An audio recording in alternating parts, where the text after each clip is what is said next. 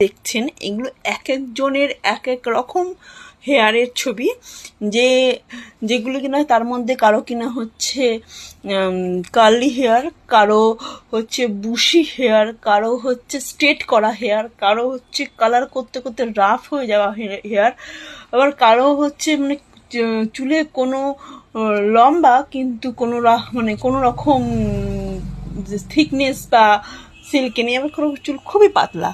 তো এই সমস্ত এক একজনের হেয়ার টাইপ যদি এক এক রকম হয়, তাহলে তাদের হেয়ার কাটিং উইথ তাদের ফেস কাটিংয়ের সাথেও মাথায় রেখে আমাদের কাটিং করতে হয়, হেয়ার স্টাইলিং করতে হয়।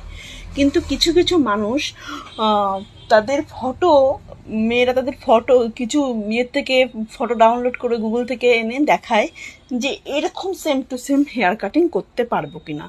তো প্রথমেই বলে রাখি যে সেরকম সেম টু সেম হেয়ার আপনার কিনা সেটাও কি আপনি দেখেছেন?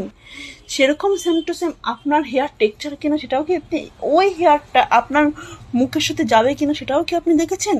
কাউকে দেখে এসেই বলে দিচ্ছেন এটা এরকম করে, আবার না করতে পারলে বলছেন আমরা পারি না বা করব না। একটু তো নিজের সম্বন্ধে আগে নিজে জেনে আসুন, জানুন।